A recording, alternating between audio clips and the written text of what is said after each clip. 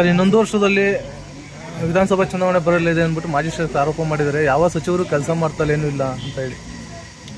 ಹೆಂಗೆ ಹೇಳಿದ್ರು ಅಂತ ಗೊತ್ತಿಲ್ಲ ನಮಗೆ. ಪಾಪ ಅವ್ರಿಗೆ ಆಸೆ, ಅಧಿಕಾರ ಬಿಟ್ಟಿರೋಕ್ಕಾಗಲ್ಲ, ಬೇಗ ಬಂದ್ಬಿಡ್ಲಿ, 3 ವರ್ಷ ಇರೋದು ಈಗಲೇ ಬಂದ್ಬಿಡ್ಲಿ ಅಂತ ಆಸೆ ಪಾಪ ಅವ್ರಿಗೆ. ಇರಲಿ, ನೋಡೋಣ. ಅದನ್ನು ಅವ್ರನ್ನೇ ಕೇಳ್ಬೇಕು, ನೀವು ಹೆಂಗೆ ಬರ್ತದೆ, ಯಾವ ರೀತಿ ಬರ್ತದೆ ಅಂತೇಳಿ. 140 ಜನ ಇದ್ದೀವಿ ನಾವೀಗ.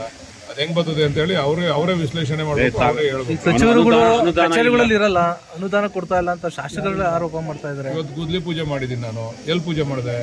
ಅಂಗನವಾಡಿ ಗುದ್ಲಿ ಪೂಜೆ. ಯಾವ ಅನುದಾನ ಇದು? ನನ್ನ ಜೋಬಿಂದ ಮಾಡಿದೆ. ಕೆಲ ಶಾಸಕರು ಸರ್ಕಾರದ ಅನುದಾನ ಪೂಜೆ ಮಾಡಿರೋದು. ಅನುದಾನ ಎಷ್ಟು ಸರ್ ಅನುದಾನ? ಅದು 2 ರೂಮ್ಗಳನ್ನ ಕಟ್ತಾ ಇದೀವಿ. ಒಟ್ಟು 5 ಮಾಗಡಿ ಪಟ್ಟಣದಲ್ಲಿ 5 ಅಂಗನವಾಡಿ ಬಿಲ್ಡಿಂಗ್ಗಳನ್ನ ಕಟ್ತಾ ಇದೀವಿ. ಯಾವ ಅನುದಾನ ಅದು? ಈಗ ನಾನು ಬುಧವಾರನೂ ಕೂಡ ಕೆಲವು ಭಾಗದಲ್ಲಿ ಪೂಜೆ ಮಾಡ್ತಾ ಇದ್ದೀನಿ. ಯಾವ ಅನುದಾನ? ಏನು ಉಚಿತವಾಗಿ ಮಾಡ್ತಾವ್ರೆ ಕೆಲಸ ಕಾಂಟ್ರಾಕ್ಟರ್ಗಳು?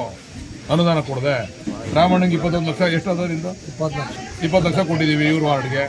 ಅದು ಎಲ್ಲಿದೆ ಅದು ಅನುದಾನ? ಸರ್ಕಾರದಲ್ಲಿ ಅನುದಾನ ಅದು. ಪಾಪ ಅವ್ರಿಗೆ ಏನೋ ಬುದ್ಧಿ ಭ್ರಮಣೆ ಆಗ್ಬಿಡೋದೇನೋ, ಮದರ್ಕತ್ರ